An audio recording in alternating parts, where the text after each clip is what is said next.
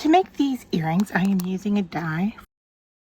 Now this is a layered die set, but I'm cutting it out with shrink plastic from Grafix, and so I have just cut one layer. However, it does have a delicate overlayer if you are interested in doing this in something like a paper medium or something like that.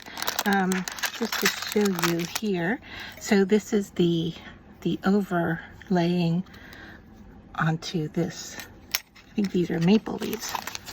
And this set was $3.31. And it gives you all of these dies with the overlaying patterns. This one does not have an overlaying pattern, this kind of tropical leaf. All right, so I'm gonna set those aside because the next thing we're gonna do is we're gonna color our shrink plastic with alcohol ink. And I'm just gonna grab some greens here. And I've got a cosmetic sponge, and I'm going to put some green dots on here in 2 colors.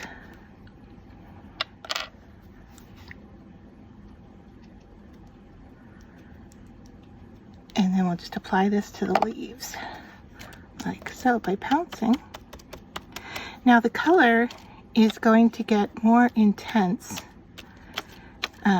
as we heat and shrink. So I'm not really worried about the light coverage because this is definitely going to get darker. All right, I'm going to go ahead and do both sides since this is a white film that I'm using. You could use transparent. They make transparent, they make metallics. I think they're even black shrink plastics. So yeah, one side has the embossing on it, and that will be our front layer, and our back layer you can see here is much lighter, and I'm okay with that because it's the back. So we just put our oils, our alcohol inks away. They're not oils. Put those away. All right, and then we can, I'm going to flip these guys over, and we're ready to heat them. Now you can heat them a number of different ways. You can heat them in a toaster oven. You can heat them with a pancake maker, or you can heat them with a heat tool. And that's what I'm going to do, is use a heat tool, but I'm going to use a really hefty pair of tweezers here to hold them in place while they shrink. And I think I'm just going to do one at a time so they don't get stuck to each other.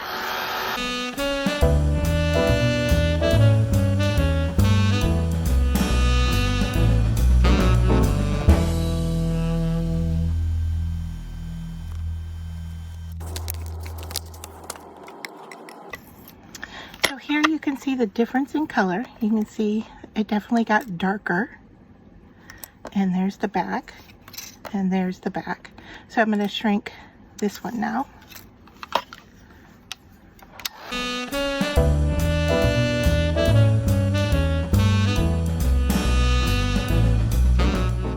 All right. Now, if you like the curved look, I could have left those definitely curved. I am working on a glass mat, which can take the heat, so I am not worried about that. This little punched out hole kind of got changed in shape, but I'm okay with that. It'll still work. And then what I want to do with these is probably take my alcohol ink. Let's just see, can I go into the sides of this? If not, I'll bring in an alcohol ink marker and get those white edges more green. So let's see, if I just take my darker green here and put it back on here.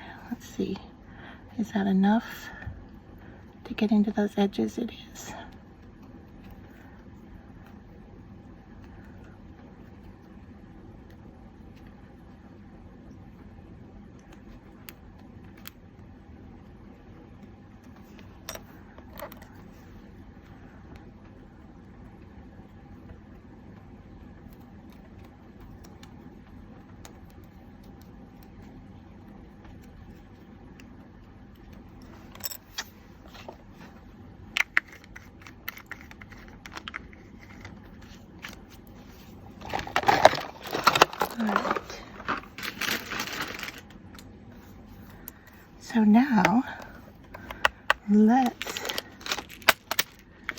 do some wire work here. Let's see.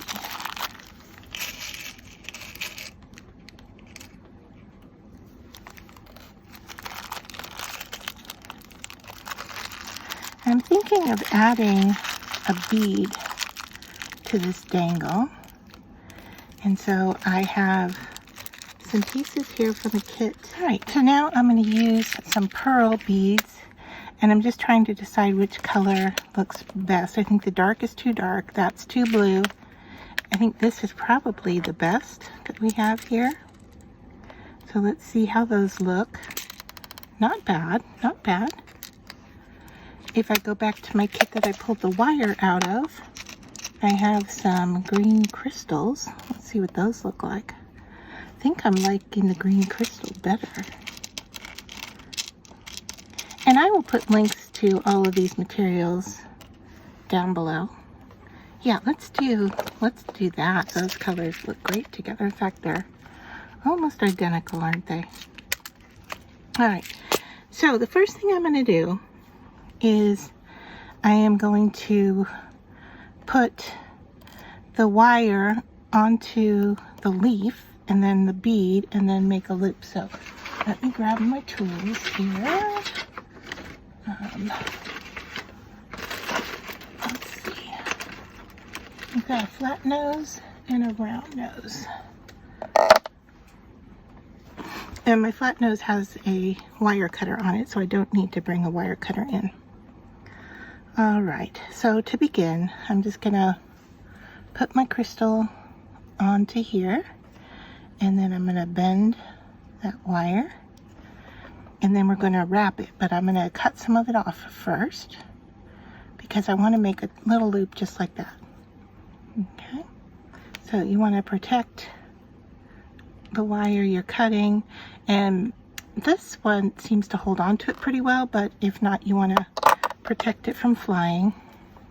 And then you're going to take your round nose and grab a hold of the end and twist towards the center and just keep twisting until it matches back up. And I'm at an angle here, and let's see if I can straighten this out a little bit, because there we go. My loop was getting a little wonky on me.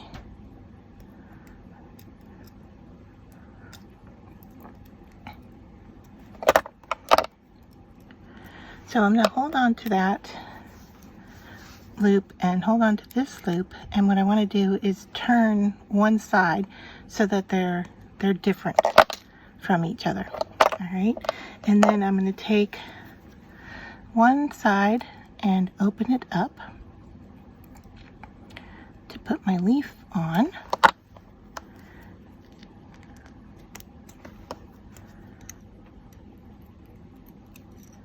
Like so.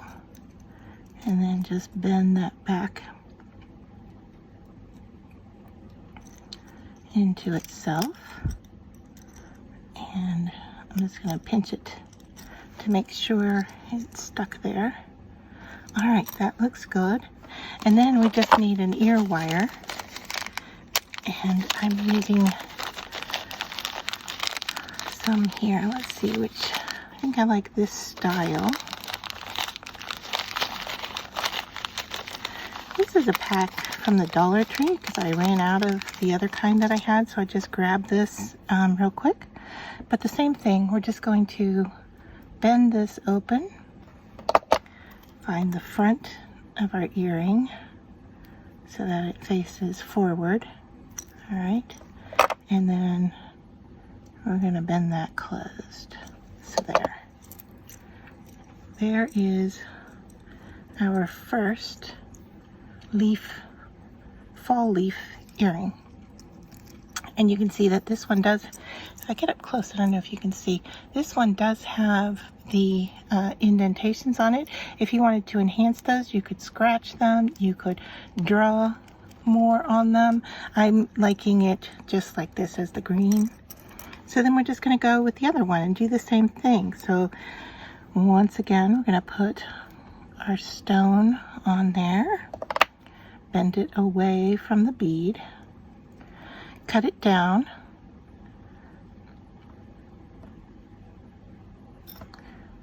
protect yourself so that the wire doesn't fly.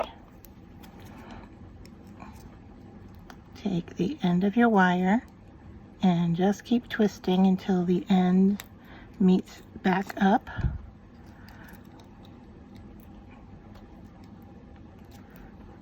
I think we did a better job this time. All right, and then because the way I twisted it, they're opposite to each other, so I don't have to bend it. All right, so I'm going to open this side up, put our leaf on,